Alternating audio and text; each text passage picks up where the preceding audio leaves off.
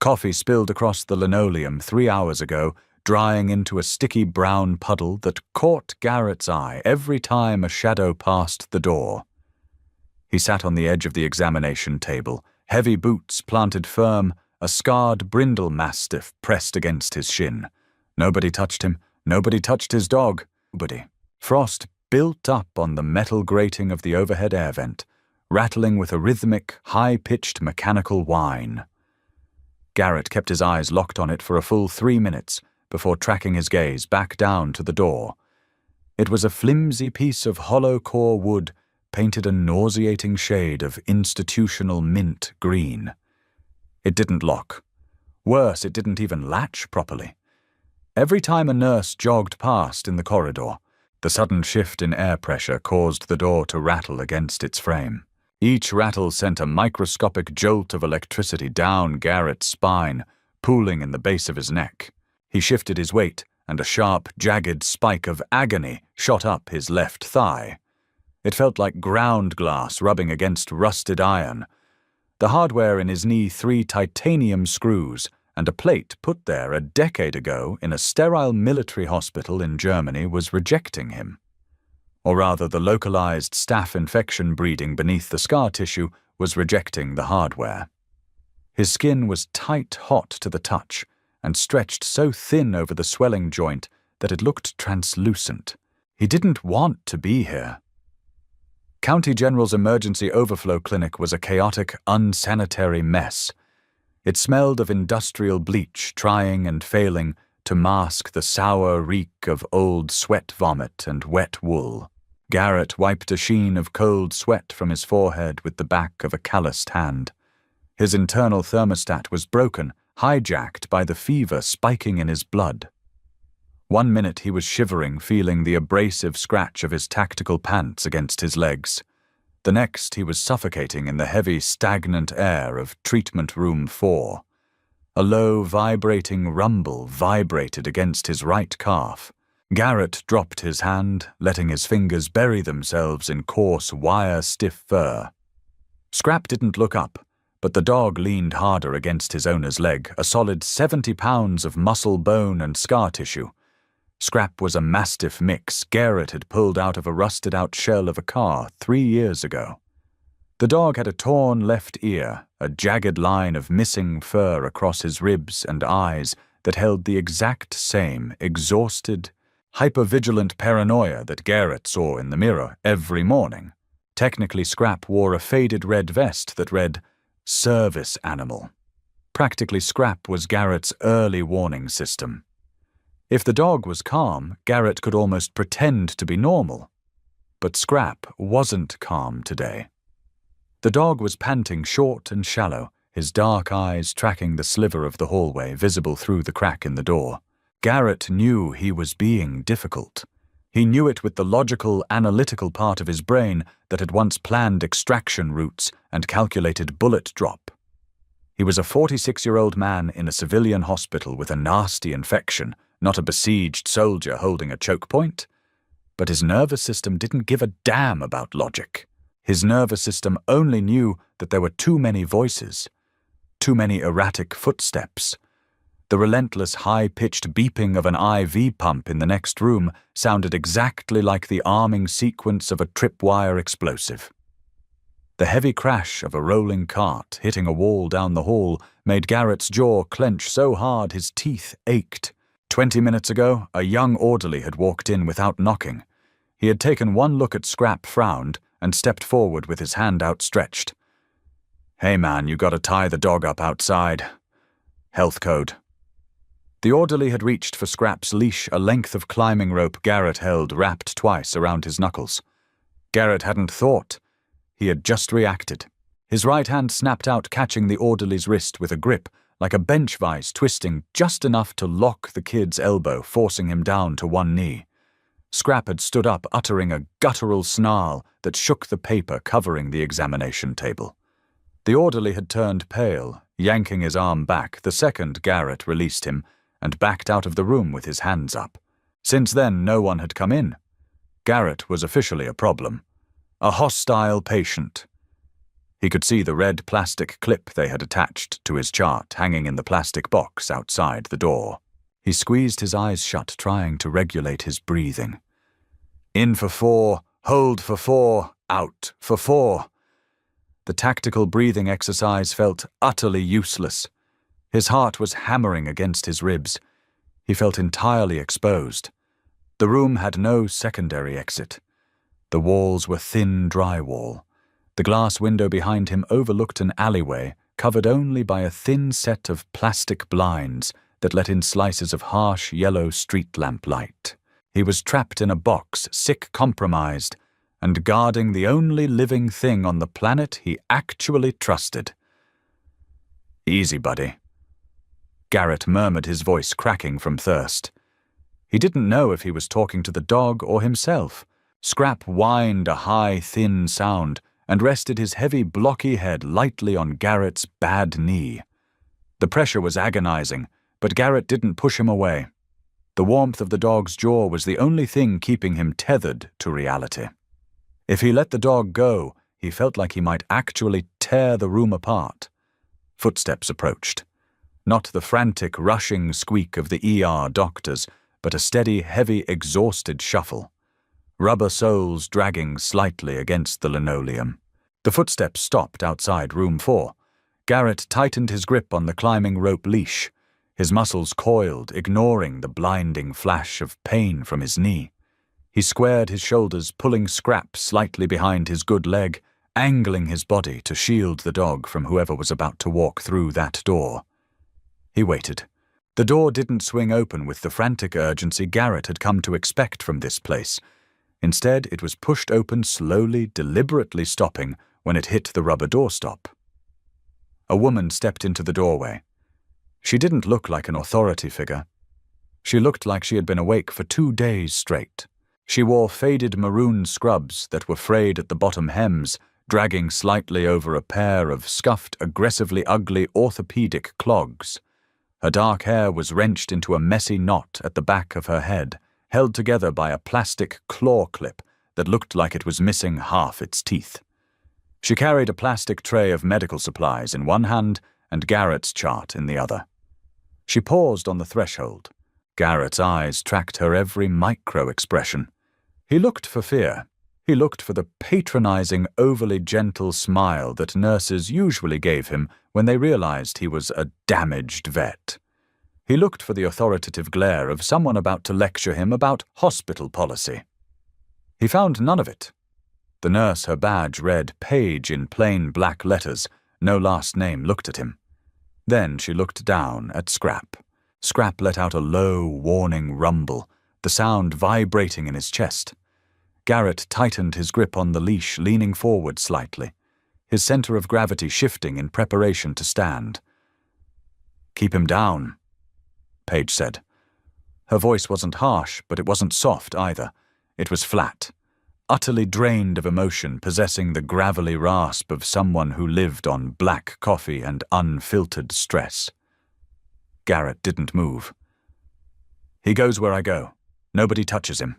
"I don't want to touch your dog, Mr. Miller," Page said, stepping fully into the room. "I want to touch that knee before the infection enters your bloodstream and you lose the leg entirely. If you want to keep the leg, you let me do my job. If you want to lose it, you can walk out right now." Garrett blinked slightly, thrown by the bluntness.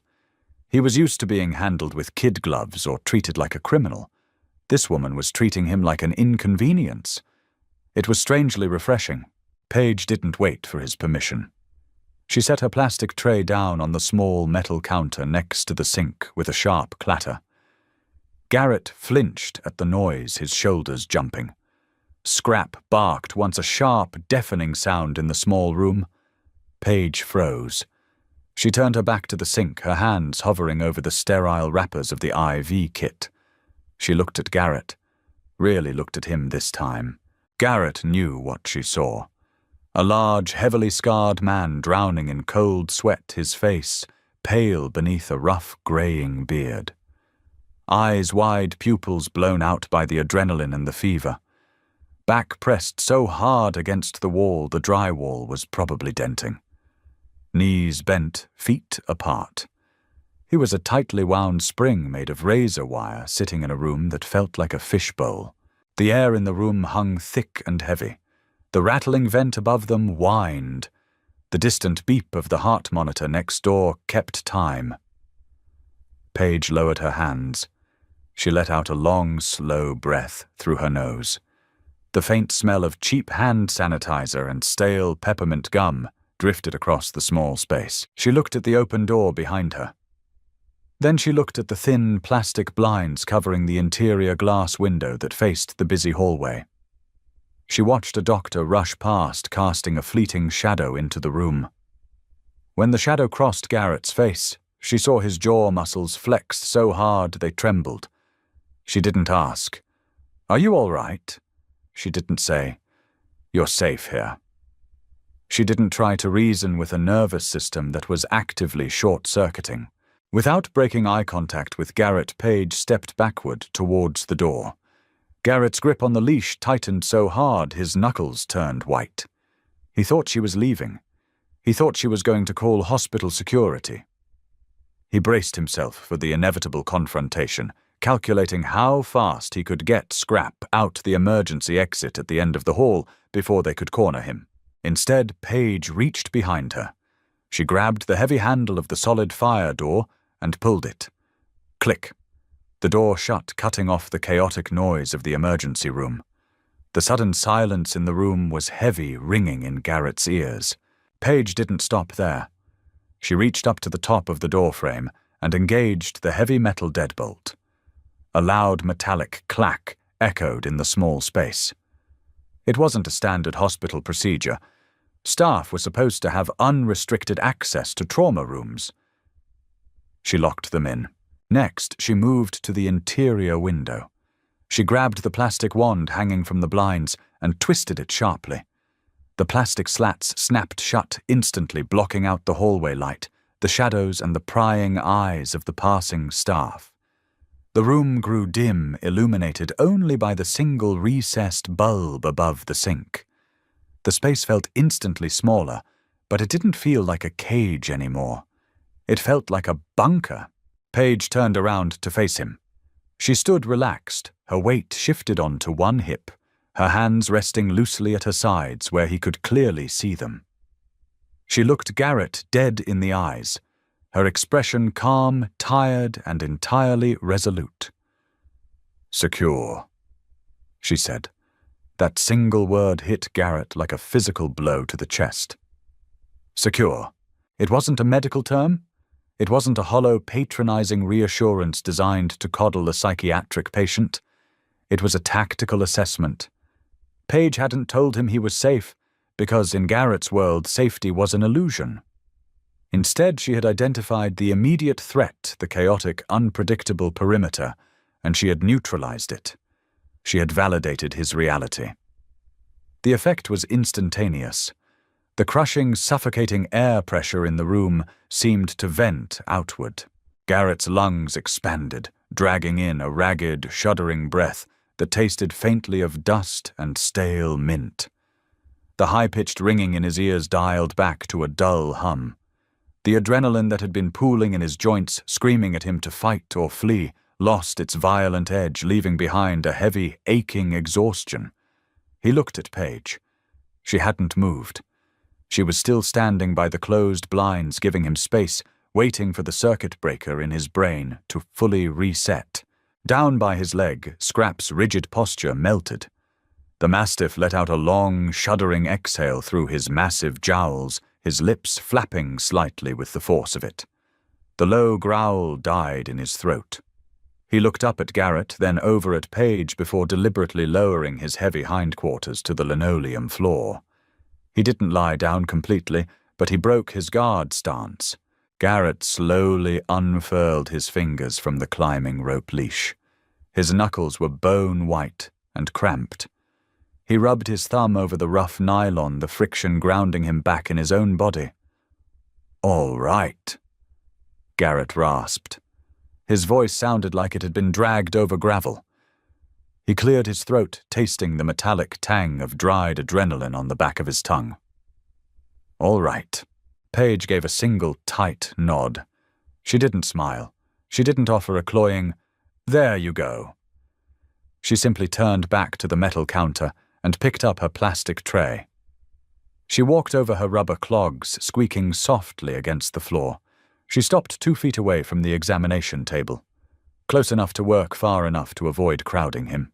"I need to look at the knee first," Pudge said, her voice maintaining that flat, pragmatic rhythm. "I'm going to pull the fabric of your pants up. I'm not going to touch the joint itself until I see what we're dealing with." She was telegraphing her movements, telling him exactly what she was going to do before she did it. It was exactly how you handled a skittish, half-feral rescue animal. Garrett recognized the technique, and honestly, he didn't resent it. He preferred it. "Do it," he said. Paige reached down. Her fingers brushed the heavy rip-stop fabric of his tactical pants. She pulled the pant leg up over his boot, exposing his left calf, and then carefully rolled it over the swollen, angry mass of his knee. The skin was a deep, mottled, purplish-red slick with sweat and stretched impossibly tight over the titanium hardware buried beneath. It radiated a damp, feverish heat like a piece of rotting wood left out in the sun.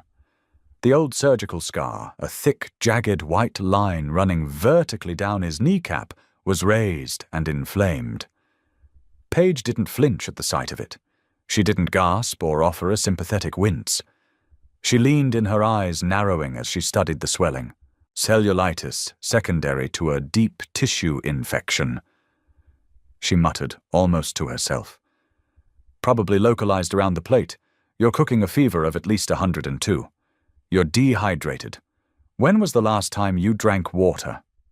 "Yesterday," Garrett said. "Coffee doesn't count?" "Then the day before." Paige sighed a short, sharp exhalation through her nose.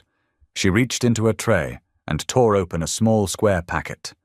The sharp, astringent smell of isopropyl alcohol immediately cut through the heavy, stale air of the room. "I have to draw blood for a culture, and then I'm hanging a bag of normal saline and a heavy dose of broad-spectrum IV antibiotics," she said, wrapping a pale blue rubber tourniquet around his left bicep. The rubber pinched the hair on his arm. It was a sharp, localized discomfort that he welcomed. It gave his brain something to focus on besides the throbbing agony in his leg. "Big pinch," she warned. The needle slid into the vein in the crook of his elbow. It was a clean, precise strike. No digging, no hesitation.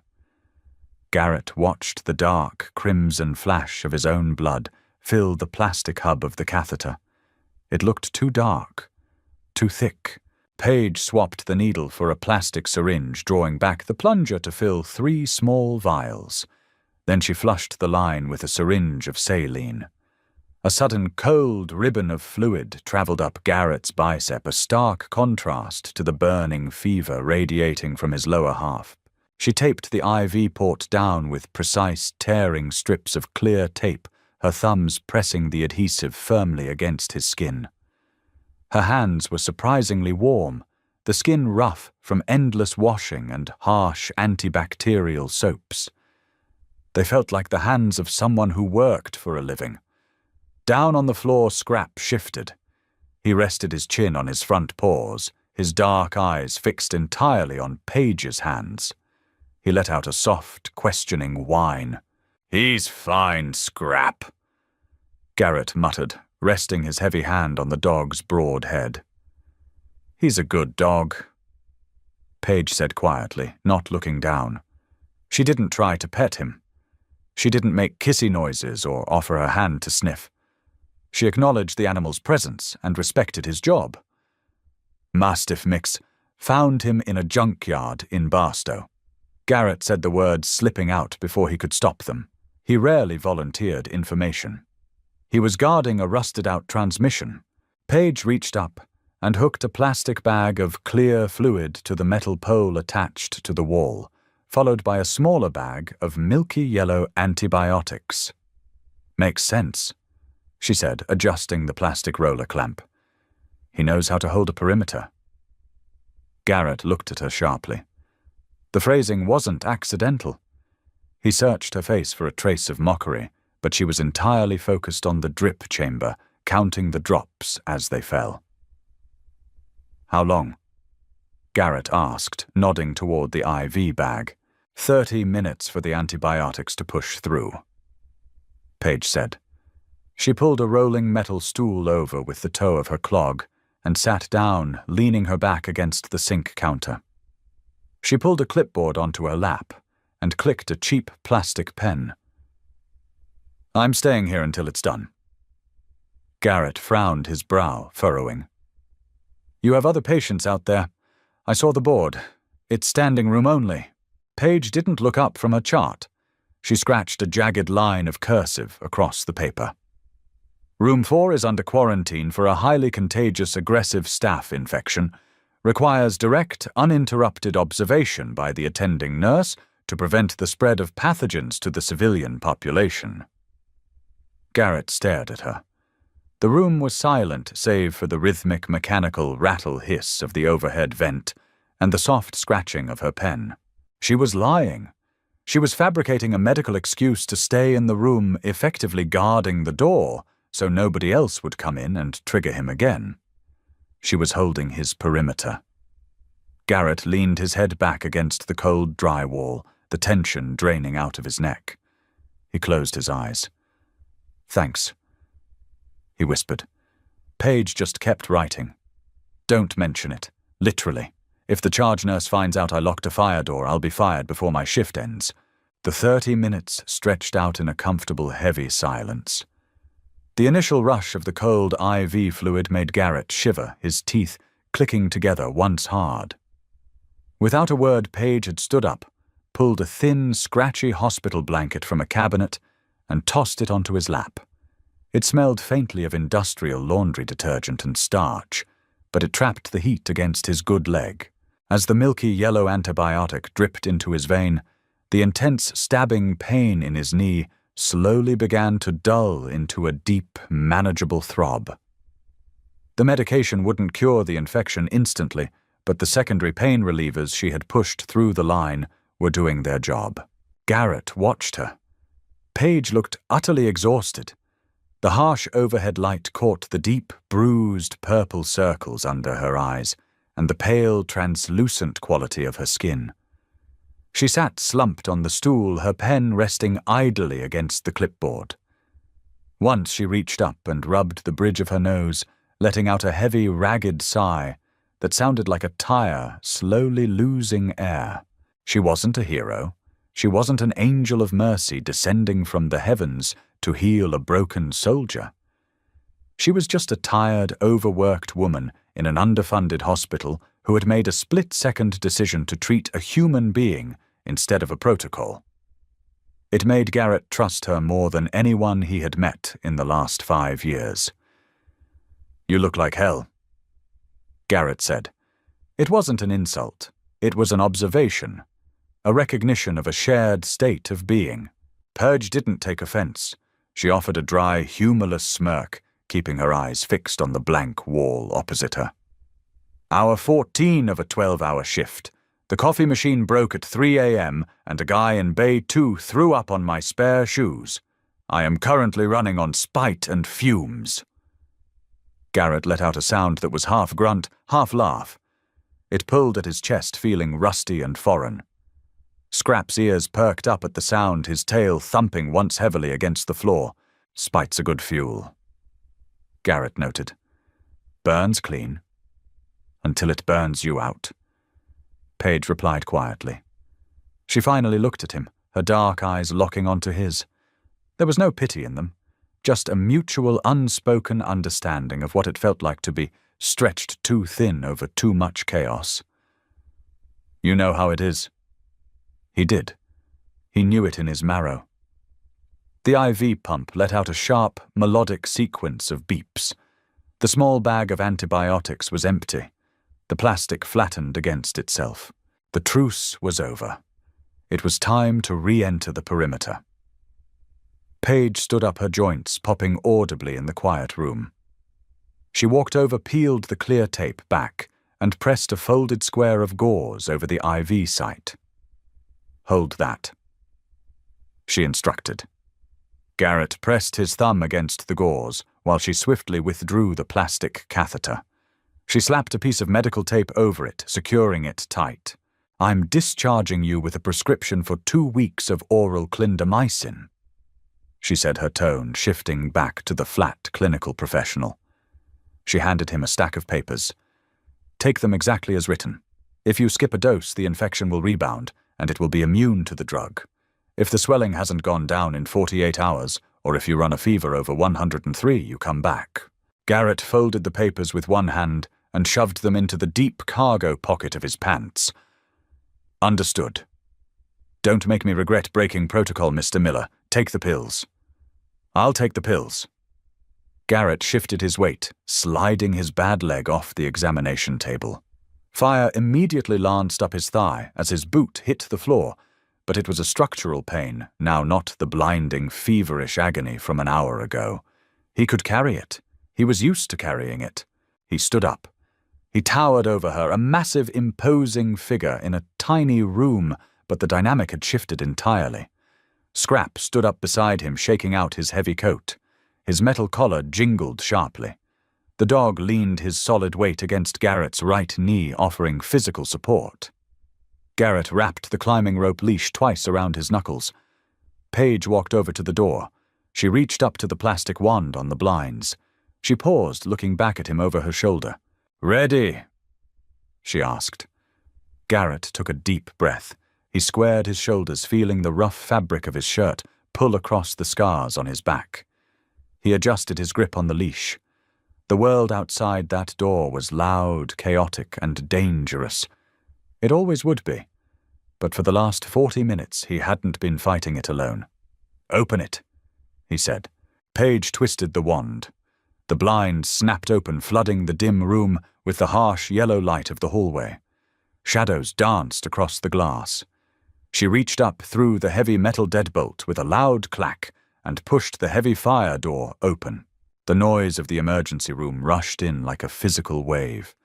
The beeping monitors, the shouting doctors, the squeak of rubber wheels on linoleum, the underlying groan of human suffering. It hit Garrett in the chest, but this time he didn't flinch. His nervous system didn't short-circuit. He walked forward, a heavy, pronounced limp, dragging his left side. He stopped in the doorway, pausing right beside Paige. He didn't know how to say thank you. The words felt hollow, insufficient for what she had actually done. He looked down at her, seeing the exhaustion etched deep into the corners of her mouth. Garrett reached into his other cargo pocket. He pulled out a small, sealed foil packet and held it out. Paige looked at it. It was a military-grade instant coffee packet, the kind that tasted like battery acid and packed enough caffeine to stop a heart. She looked up at him, a genuine, tired smile finally cracking the hardened mask of her face. She took the packet, slipping it into the front pocket of her frayed maroon scrubs. "Stay out of the junkyards, Garrett," she said quietly. "No promises," he replied. He stepped out into the chaotic hallway, the heavy fire door swinging shut behind him. He didn't look back. He kept his eyes forward, his hand wrapped tight around the leash, feeling the steady, unbroken rhythm of the dog walking right by his side. They walked out of the hospital, stepping into the cool, damp night air. The city was loud, the neon signs buzzing violently against the dark sky. Garrett limped down the concrete steps, the pain in his knee a steady grounding throb. He was still damaged. He was still hyper-vigilant. But as he looked down at Scrap, watching the dog's ears swivel to track the sounds of the street, Garrett took a slow, deep breath. For the first time in a very long time, he was breathing easy. If this story resonated with you, please hit that like button and share it with someone who needs to hear it. We all carry invisible scars, and sometimes the smallest act of understanding makes the biggest difference. Subscribe to our channel right now for more raw, grounded, and deeply human stories every single week. Drop a comment below to let us know which part hit you the hardest. Thank you for listening, and we will see you in the next video.